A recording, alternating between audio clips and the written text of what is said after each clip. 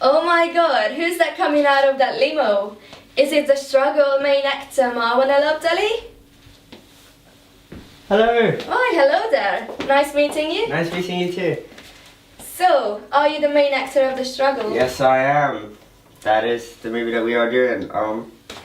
I see. So I would like to find out a bit more about the struggle if you don't mind. Of course, fire away, anything. So my first question would be, in what ways does your media product use, develop or challenge forms of conventions of your media products? Well, we ultimately try to use the usual forms and conventions to our advantage by showing the audience what they're already familiar with.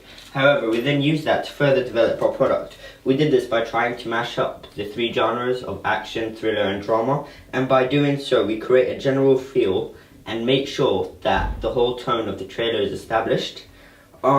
This is done by taking the conventions of each genre individually and then trying to figure out a way or something they all have in common in order for it to actually succeed and go through and for them to fall in sync with each other. I see. So, what examples have you used and looked at which influence your trailer? Well, we use the forms and conventions that the audience are already familiar with, as I said, in order to ensure the atmosphere and the genres are established. But it was mostly done through sound and pace control. By looking at other trailers that were quite similar to ours, we saw how they used pace and sound. One of the examples that we looked at is Girl with the Dragon Tattoo, and they do that quite successfully as they cut throughout, and the pace also goes faster and slower depending on the scene, and how impactful it is might either decrease or increase the sound. And that's what we basically used in order for our teaser trailer to be effective, and know what pace and sound and how we can use that to establish the atmosphere and the genres clearly. Oh, I see. So how did you apply that to your trailer? Well, we used many different locations, and by doing that, it widened the storyline. And what we did is we made the main character run in various locations, and by him doing the action of running, it starts creating a constant storyline. And once this constant storyline, it's really easy to play around with it by putting him in maybe different outfits, and that way we're able to establish a feel of a teaser trailer and also put in a storyline for the movie that's coming out. Oh, I see. That's interesting. So what challenges have you faced? Well, with challenges, the real challenge was developing and challenging the forms and conventions, as doing one of the three might mean neglecting one of the other. In order to further develop our teaser trailer, looking back down to my paper. Take your time. Yeah, sorry. We chose to establish exactly what is going on right from the beginning of the trailer, and this is done by cutting a single scene into multiple bits, and it's seen right from the beginning of the trailer. So the first scene you see is basically one scene, but cut out throughout to give it that same feel of a teaser trailer.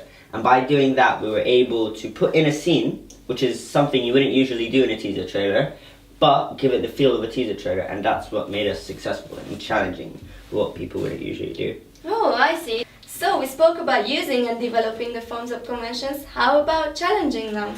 Well, we challenge some forms of conventions on a certain level, and this is displayed at the end of the trailer when we hear the heartbeat, and it also dies out. And by making that heartbeat die out, we leave the audience confused and unsure if the sister is alive or not. This builds up frustration and makes it more intriguing and more desirable to watch, and just builds up that curiosity and everything.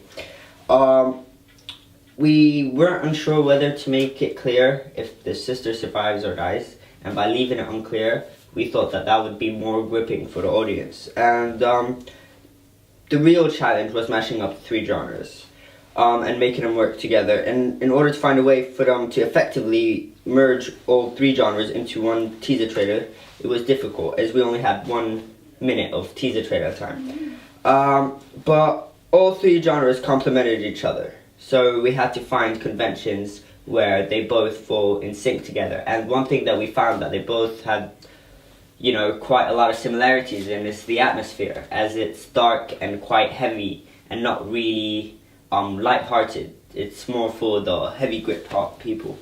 That's what we did. Yeah, challenge it. Oh, I see. That's really interesting. I would have a last question.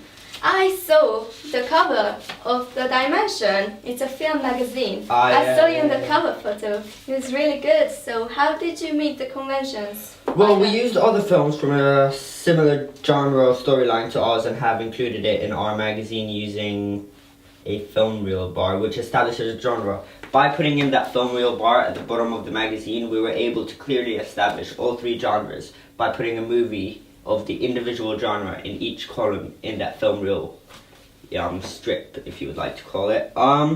We experimented with a lot of backgrounds with our magazine cover, including grey. However, it didn't have any connotations of real media products, so we decided to put one of our locations where we have taken a picture of, and that just made it better for the scenery, the context of the teaser trailer itself, and it just helped us establish the genre and everything else. It is the picture of the location of the deal scene which the main character is standing in front of, even on the magazine cover. This suggests that even though he is holding his sister in his arms, reassuring and comforting her, he still has that dealing scene in the background that symbolizes that even though with a good side, there would always be a bad side. Oh, so it's like a juxtaposition. It's exactly like that. Oh, I see. Yeah. Thank you for No answering problem, my no problem. questions. It's well for learning. Well, I'm gonna go now. Okay. Alright.